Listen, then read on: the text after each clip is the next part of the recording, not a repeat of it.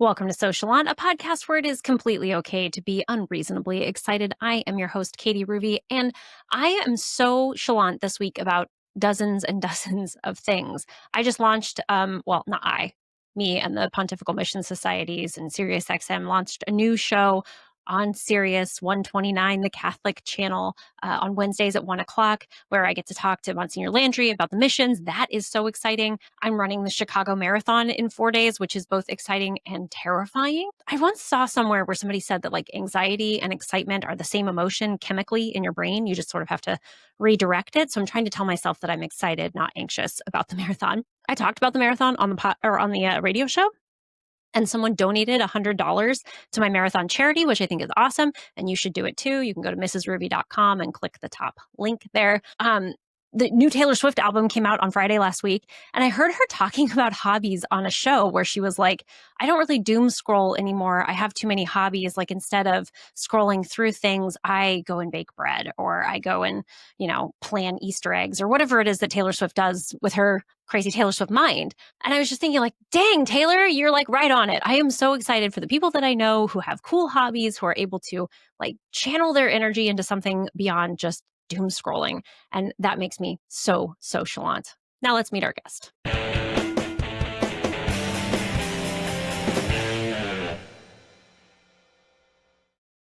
It's JD Flynn. Say hi, JD. Hey, everybody.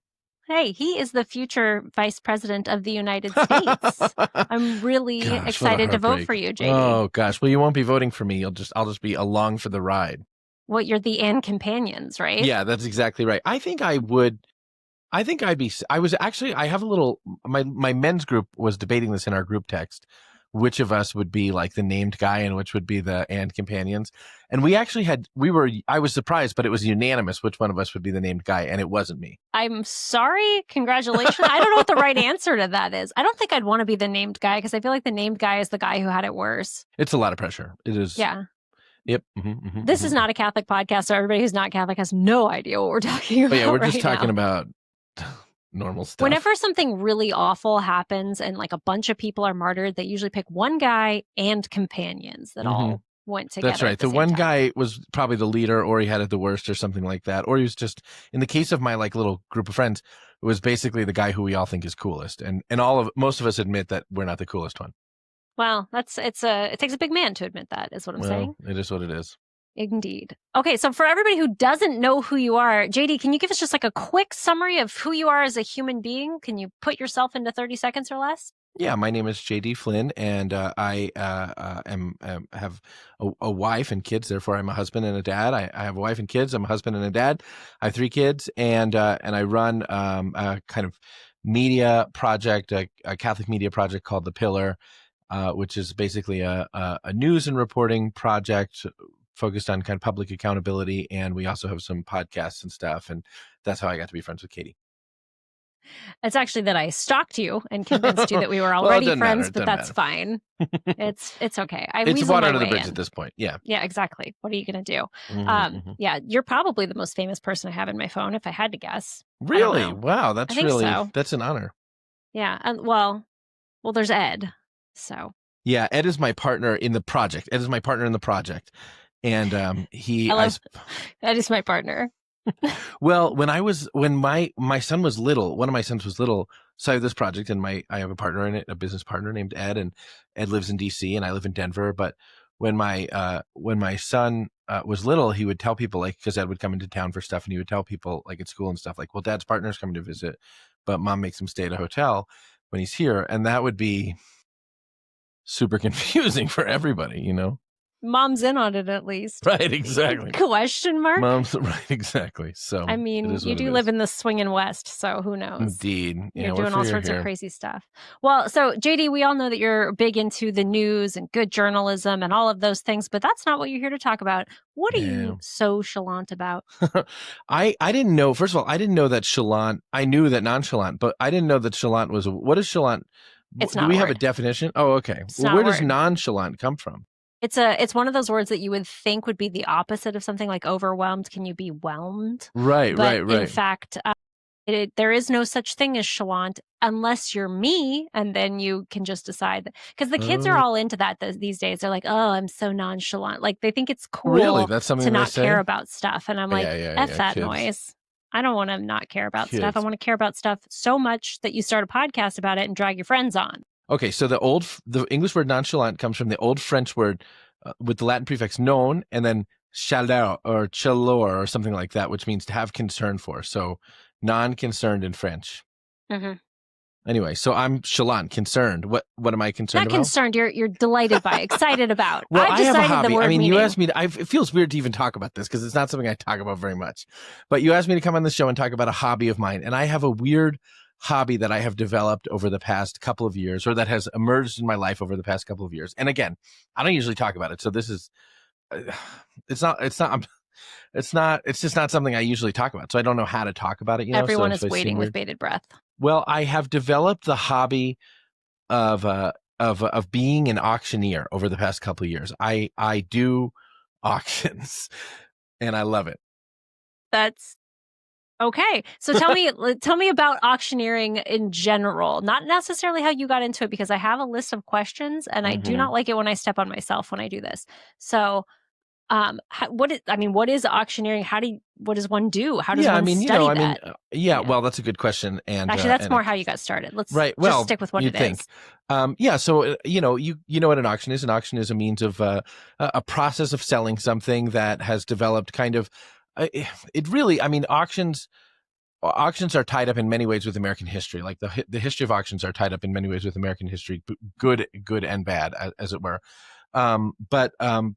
But auctions are a way of selling something in a quick way, of attaining the highest price for some good or service in a relatively quick way with multiple prospective buyers.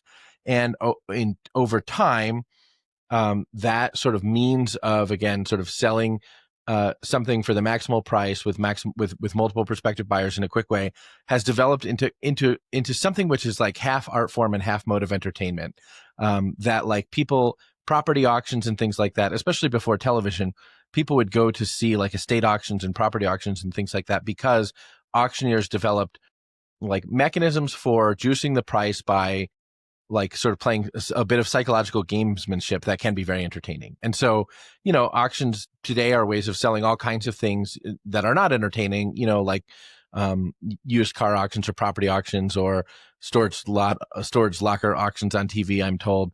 But one of the real estate auctions, but one of the places where auctions comes to bear is that auctions are often used like by nonprofits, like at fundraisers and things like that. They'll have charity auctions where they'll collect a number of items and then try to achieve the maximal possible donation for that thing through an auction. And in that context, auctioneering is again kind of an amalgamation of entertainment and psychological gamesmanship that I was kind of invited into by a friend a few years ago and have just found to be a really delightful way of spending time. All right. So when I think of auctions, I think of three particular things. You either got your silent auction. I forgot to talk about livestock, by the way, but sorry. Oh, well, don't we all? Yeah. Forget to talk about livestock. Wake up in the morning, I'm like, didn't bring up the pigs again. Right, exactly. Once again. Okay, so I usually think of three different things. You either have your silent auctions, which are incredibly boring, where you just nowadays they didn't used to be. They really? Yeah, but we can come back to that if you want. Okay, I mean, and then you've got your very rich people auctions where no one talks and they have a little paddle, like art and estate auctions and stuff. Yes, very like chill, and I definitely had several million to drop today. Mm-hmm. And then you've got your I'm going to call it, I'm thinking livestock, like happens in a barn, hillbilly hoedown, screaming, hooting, and hollering. Somebody's going to get into a fight in the back of this barn later type of auction. Which one of those would you say you're most like? Well, in the barn, maybe, I don't know. But ideally, it's the barn's worth of entertainment for higher end stuff to benefit some charity or charitable group or something like that. Okay. No, so say what you were going to say about silent auctions aren't fun anymore because they've gone, so silent auctions, which you often see at like a charity event, a gala, a fundraiser, or something like that, or when people collect a lot of items and then they you can bid on them, but it's not through the medium of an auctioneer. It's just a sort of timed competitive bidding. It's like eBay in person, or eBay kind of on your phone using an app that is an eBay for some particular service. It used to be until relatively recently, like in the last 10 years or so, that most silent auctions were done on paper. So there'd be an item, and then there'd be in front of the item just like a sheet, and you could write down what your bid was and your name. And so silent auctions during the cocktail hours of like charity benefits and things like that would become these sort of passive aggressive contests against your friends, where you'd watch to see what your friend bid on, and then you would, go over and bid just a little bit more than him. And it would be like this back and forth gamesmanship of like, I'm competing against people that I know, and that motivates me to compete more and to raise more money. But for kind of ease of participation, and also with the idea that it would be better to have more people available to participate or capable of participating, most auctions have gone now to sort of an app-based thing or a phone browser type thing, where you just scan a QR code and then put in what you want. And most of the time you can't see in that case who you're bidding against. And I don't think it's fun anymore. I don't think silent auctions are fun anymore, because the fun thing is to find out what your friend wants and then to keep him from getting it. And you can't really do that if you don't know who's bidding. Right. How is it a charity event if you're not ruining somebody's life? Right. Bingo. Exactamente. Exactly. And so I think this is a mistake. When I work with charities, I often encourage them to go back to the paper auction. They most live under the illusion that there will be a lot of people at home bidding on the silent auction. And that's not really the case. Most of the time, people only bid when they get there. If you go to your school's fundraiser or something like that, you might know that there's items, and you might get about 50 emails saying the silent auction is open. Don't forget to. But most of the time, you only bid on them when you get there. And I think that the prospect of sort of overt competition has the power to raise more money than this sort of idea of a nebulous audience of people who are online bidding on these things. So I always encourage charities to do that, but the logistics companies don't like it because it's just more work.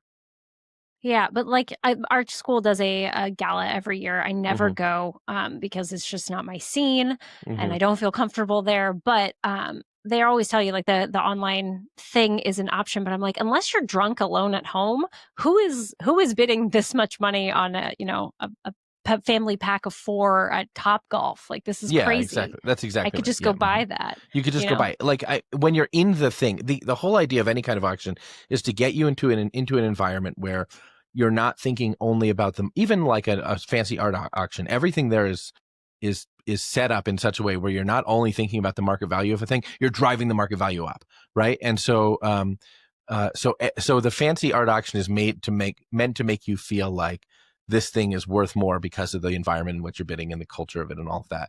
And the same thing is true for the school gala.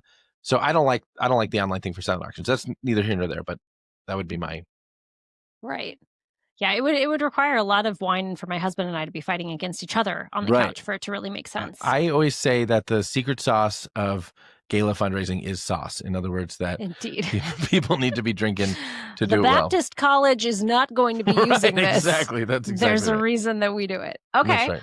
All right. So, Mr. Future Vice President, how did this passion first grab you? Like, who was the first? How'd you first get into it? Okay, so I have a lot of friends who run nonprofits, and I have a friend who runs a nonprofit, and a couple actually, and it was going to be their they had done a gala, and then they were going to do another gala, but it was going to be the first time that they had a live auction where they got people to donate some pretty cool items actually, and it was a small group, but and it's a relatively small organization, and they didn't want to pay. Professional auctioneers charge a lot of money. I mean, from my point of view, it's a racket. So they didn't want to pay into the racket just a lot of money because the margins were small anyway, and they have this nonprofit and everything. So my friend asked me if I would be the auctioneer, and I'd never done anything like that in my life, but I had been already emceeing kind of a lot of galas and events and things like that, and I've been in one way or another kind of doing public speaking for my job for my entire adult life. So I'm comfortable in front of a microphone. I'm comfortable in front of a group. Like, I don't get really self-conscious in that context. I get self-conscious in other contexts, but I don't really get self-conscious in that context.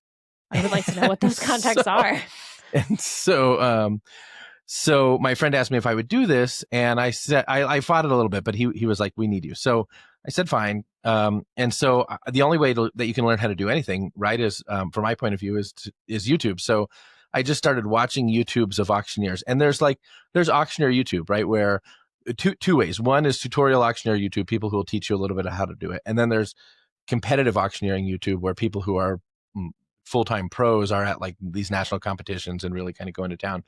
And I watch the YouTubes, and I watch. There's YouTube for everything, right? So yeah, there's big time competitions, big money. This is incredible information. And so mostly for livestock auctioneers, but I watched the YouTubes, and I would practice the things, and every day in my office I would do these little practice auctions that you could do on YouTube. And Katie, I very honestly, I got too into it because like pretty soon I had like I was sort of in auction online world. You know what I mean? Like I had my favorite auctioneers, but then I had auctioneers that I didn't like, you know what I mean? And I was almost to the point of like writing comments on their YouTubes about why I didn't like you're about to become one of the guys on YouTube who replies to things. Right. I was about to become an auctioneer reply guy. And I just, I got, but in the course of that, really reevaluate your life. Exactly. And so I was saying to myself, like, my friend owes me big, but I did his auction, and it was a ton of fun. I mean, I just had so much fun. That event was in a tent, and like a big, kind of a wedding tent kind of and there were a lot of great people there, and we raised a lot of money, and you're just making jokes and making sure people have a good time and raising money at the same time. And one of the things I learned, actually, Ed kind of pointed this out to me, but I did learn it on YouTube, is that like an auctioneer, with an auctioneer, especially at a charity auction, the person has to inspire kind of trust and confidence in you, because basically they're urging you to make irresponsible financial decisions, but they have to do that in such a way that you believe that it might be responsible. Like it might be a good idea to buy this, like this family condo in Vail for a week when like my kids are not going to enjoy going to Vail, but I might think it's a good idea. And so I should keep bidding more money than I have on it. Right. So one of the things that I learned on Auction YouTube, and then Ed, my partner, kind of reiterated it for me, is that the hat is everything. So an unhatted auctioneer, you can't trust him, but you put a cowboy hat on that guy and you start to think, wow, this guy knows what he's talking about. He's got a hat. And so the hat becomes key. And then just, you learn the cant, the way that auctioneers talk fast and all of that. And you learn how to do that. And then it's just making jokes and having fun. So I did that one and I had fun. And then somebody, to my surprise, I thought, well, that was an experience, but then somebody, to my surprise, asked me to do a different event and a different event. And now that was a couple of years ago. And now I probably do, I was thinking about it, probably do 5 or 6 events a year or 7. I mean, I'd like to do more. I really enjoy it, but it's not my job, like how much am I going to do?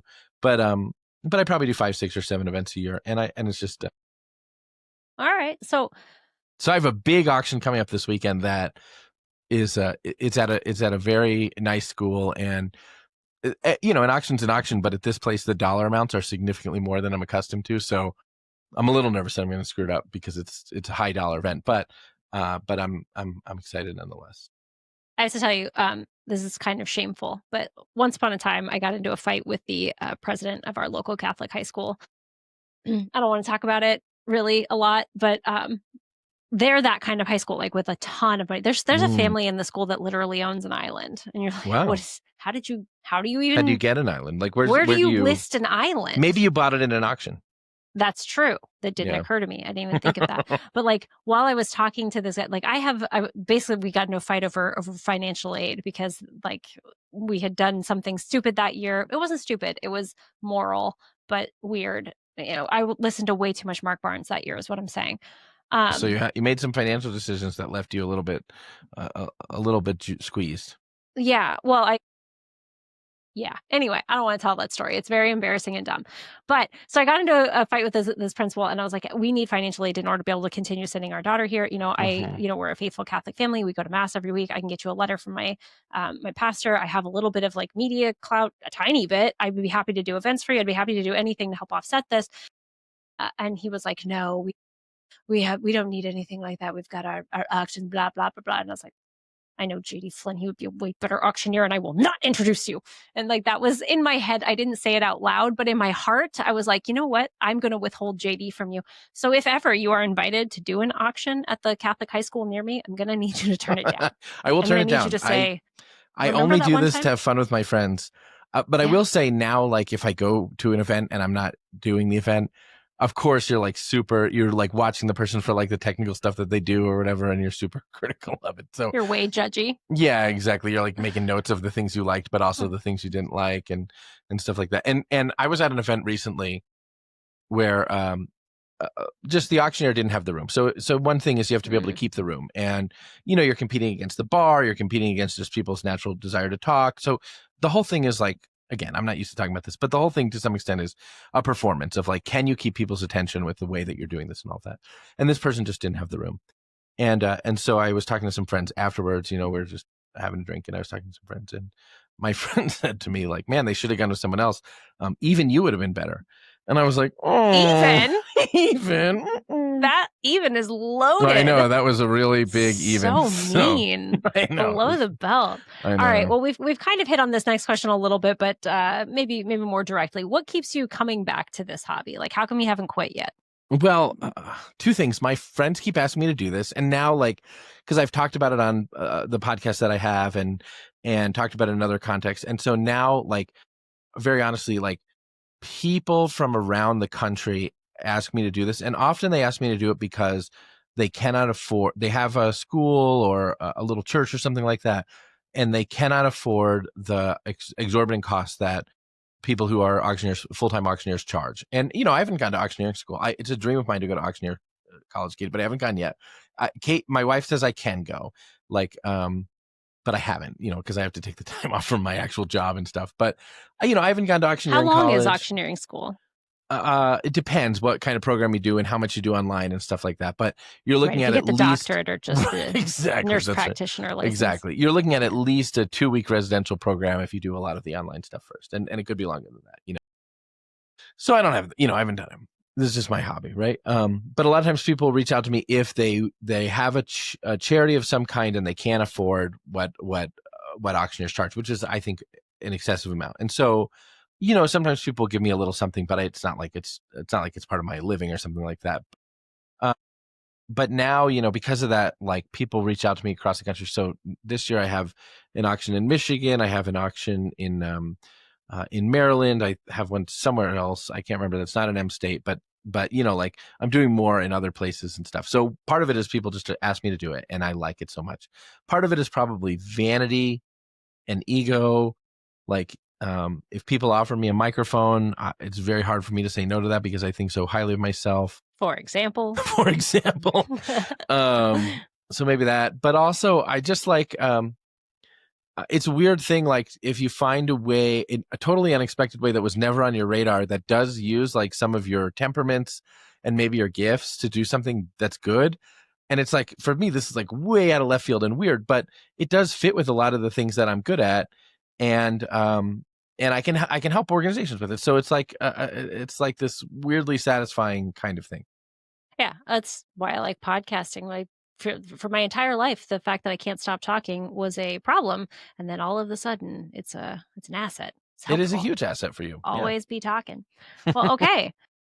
If somebody wanted to dip their toes into this, how would you recommend that they get started?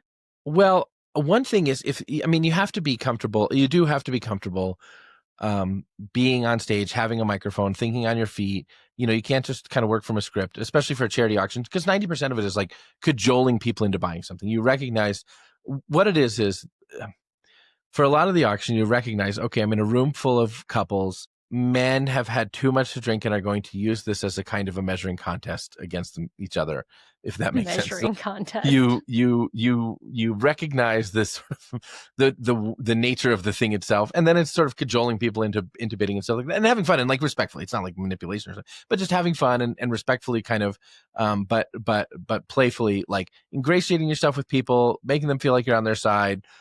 And then encouraging them to do something that they had not intended to do for a purpose that they believe in.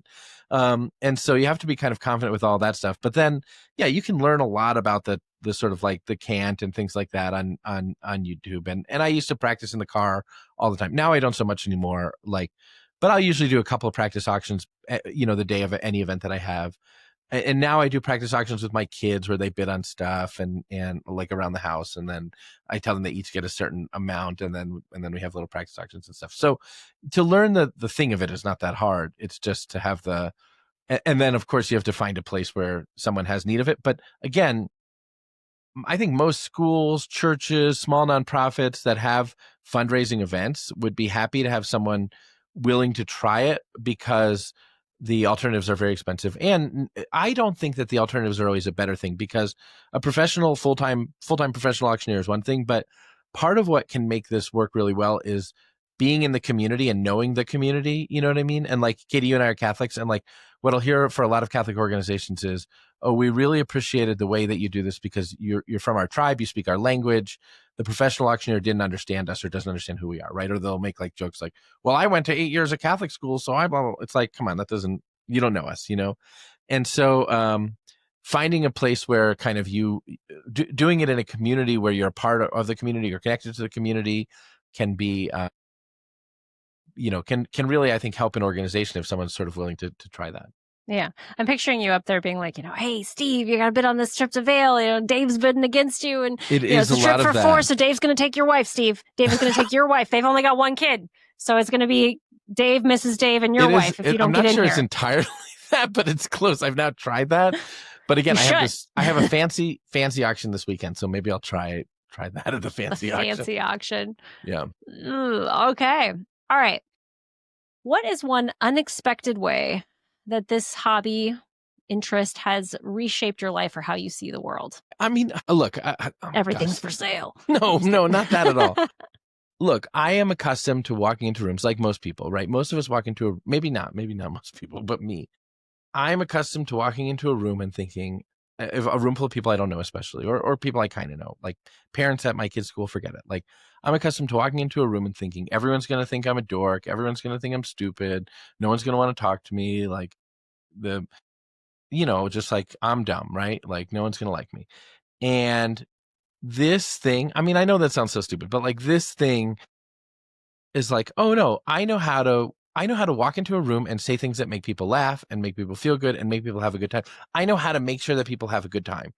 And that, like, I do think that has carried through in the rest of my life to some extent. Now, I will say sometimes I do an auction and the room is cracking up because my auctions are funny, and the room is like cracking up and having such a good time and laughing and everything. And I'll get off the stage and, people will be coming up to me and saying, you're so funny. Ha, ha, ha. But as soon as I get off the stage and I don't have the microphone or my hat on anymore, I feel like now they're going to think I'm a dork. Like they like that person, but they won't like me. So I still have a lot of insecurity or whatever. But still, I think like auction JD is a completely different human being. Auction JD is this cool guy that they seem to like, and then regular JD is like, oh, we don't want him around. Like, go back on the stage. Guy. Yeah, right. But like from the stage, we don't want to like talk to you. Like go back out on the stage. So, but now like so I do think on the whole, for me, I guess I have a lot of insecurities. Like anyone, I mean, it's not uncommon, but I have a lot of insecurities about walking into talking to people I don't know or something like that. And this has made me feel a little more confident, I guess.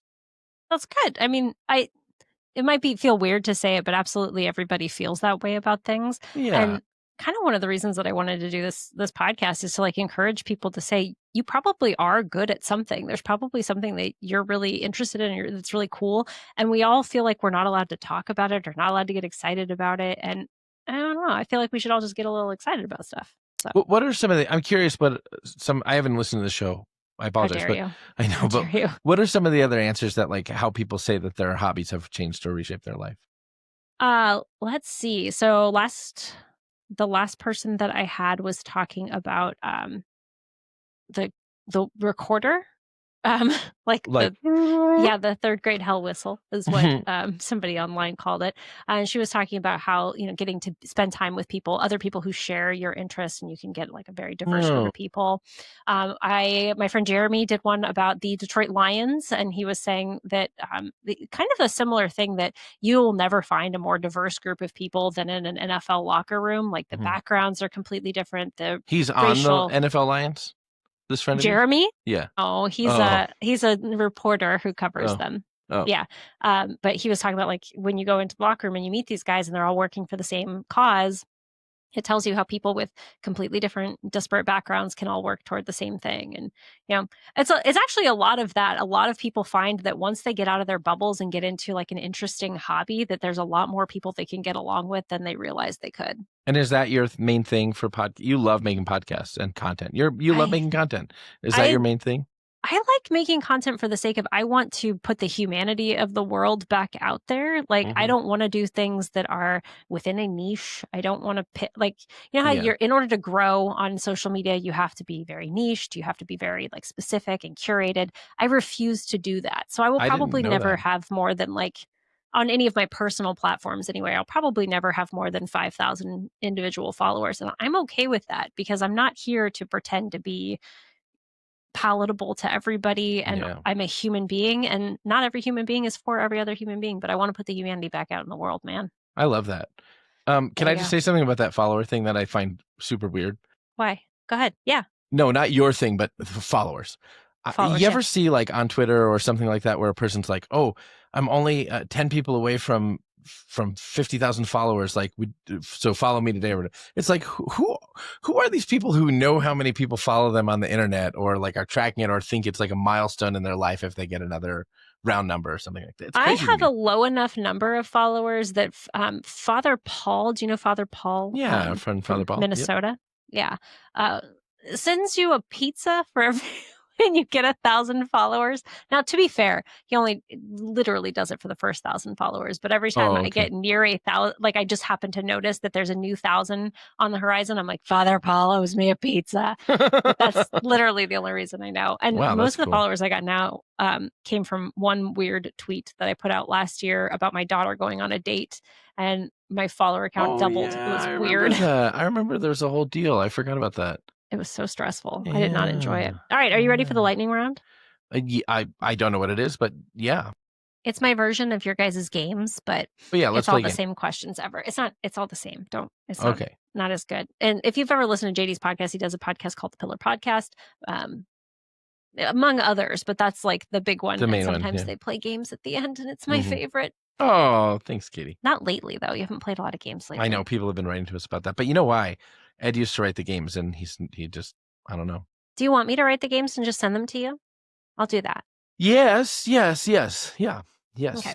Excellent. I'll just write some games for you and just mail them over, and then you can work it out. Okay. Lightning round. What is something that you are decidedly not chalant about? Pet peeve, something that annoys you, don't care at all about. What? I don't understand the question. Something that you are not chalant about, something that you don't care about, or it's your pet peeve, or it's popular, but you think it's dumb. Wouldn't a pet peeve be something I am chalant about? No, quit trying to reach. I get to say what the word means. Okay. This is what happens when you get smart people on your podcast. I don't.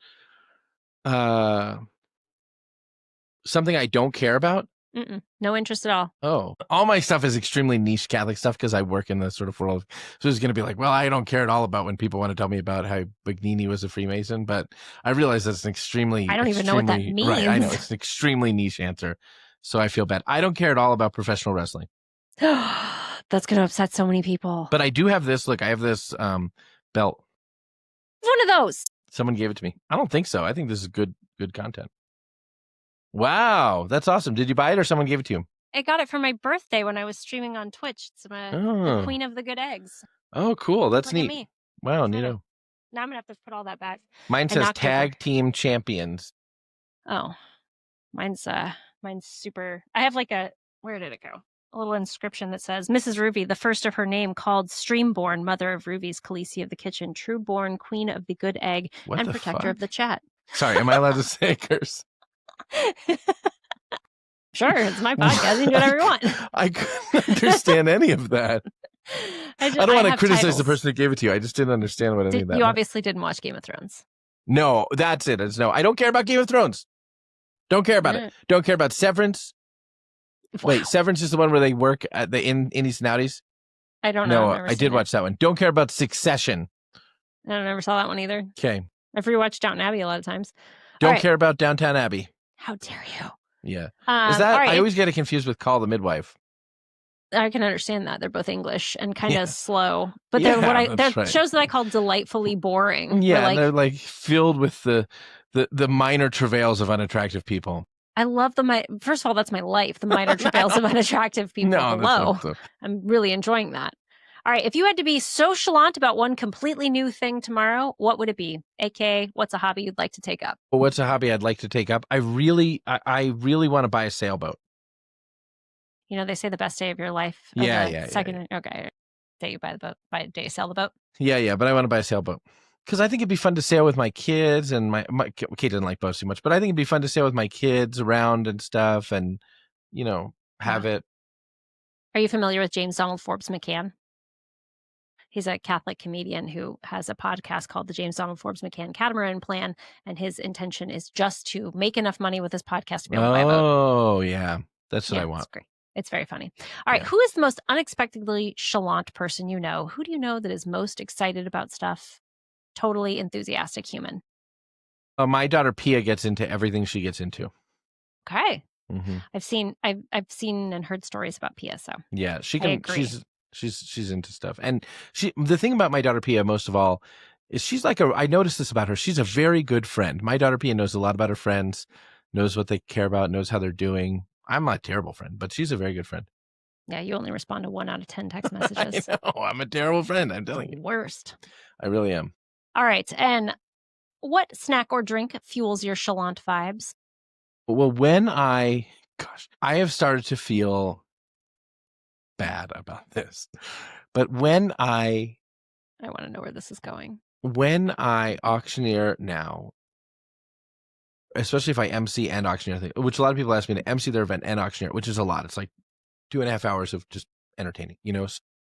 When I auctioneer now, I put in the contract that I sign with the place where I auctioneer how many Cliff Bars I would like and how many lime cucumber Gatorade Zeros I would like, because I don't like going somewhere where I'm not going to be able to. You have diva demand.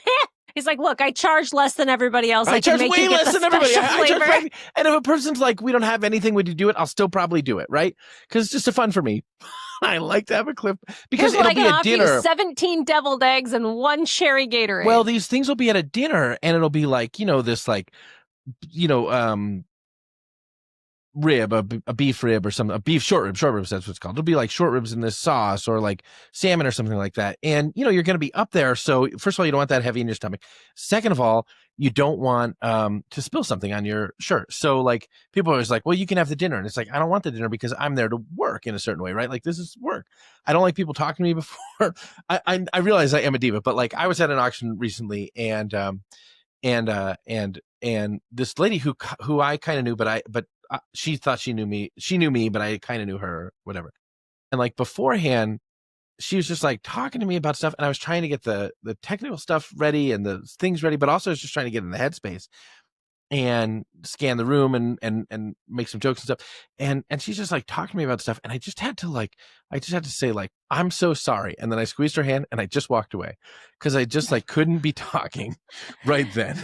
No. So I need to have a couple Cliff Bars because I'm not going to eat the dinner. And then I don't want like that, like, you know, just like you're at an auction. So it's like that little water glass with a stem, you know what I mean? And sometimes the water doesn't taste that good. And so, you know, you just need like so I like to have lime cucumber Gatorades in a Cliff Bar. I didn't even know that was a flavor of Gatorade. Oh my gosh, it's the best of flavors. It sounds delicious. My favorite drink is an East Side, which is a lime cucumber and mint gimlet kind of.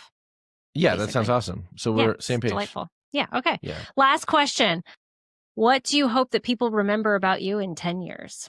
10 years is not very long in the future. 10 years is, am I dead in 10 years? No, just like when people talk about you in 10 years. Like he was a great guy. Why would they be talking about me if I'm not dead? I talk about you all the time and you're not dead. Maybe. Like, what is it that you hope people say about you in 10 years? Remember about you. Think about you. What's the impression you hope you're leaving on people? Do you remember back about 8 years ago? Nobody else has questioned my questions so many. Like, this is ridiculous. Do you remember back about 8 years ago when JD bought that sailboat and he and his family just sailed into the mist and we never heard from them again? That would be so sad. No, that would be pretty sweet. We'd just be sailing around the world. You're going to just Odysseus on out of here and nobody's going to know who you are? I'll have my wife, right? So I won't be, although she doesn't like to sail. So maybe that's exactly what I'll be doing. Ed's going to show up at your house and oh my gosh, Katie, this is getting weird now. Not like that. There's just going to be a mess of suitors. You have mentioned extramarital suiting. I will say in this 38 minutes of podcasting, you have mentioned extramarital suiting at least 3 times. Here's the thing. Secretly, I'm trying to steal your wife is what I'm getting at. She's great. Yeah. I know. She seems fantastic. She's very nice. Yeah. I like so her. It's front of mind for me, really. Okay, fair enough. How can I wrestle Kate away from JD? Yeah, fair enough. Mm-hmm. I mean, there are several times in my life where people have invited me, for example, onto their podcasts and said, I've never watched anything you've done, but your husband has an amazing beard. And I'm like, thanks, wow, I guess. In fairness, your husband is a very attractive person. He is. He's an extremely attractive human being. Right. All right. Well, that is all I have for you. Thank you for being on the podcast. Hey, what are your things if I cannot imagine a scenario where somebody knows who I am and doesn't know who you are, but if for some reason that is the situation. Katie, you have broad cross-demographic appeal. That's true. I have a lot more non-Catholic friends than you do. And they're not going to want to follow me, so I don't even know that I need to say my But maybe you should.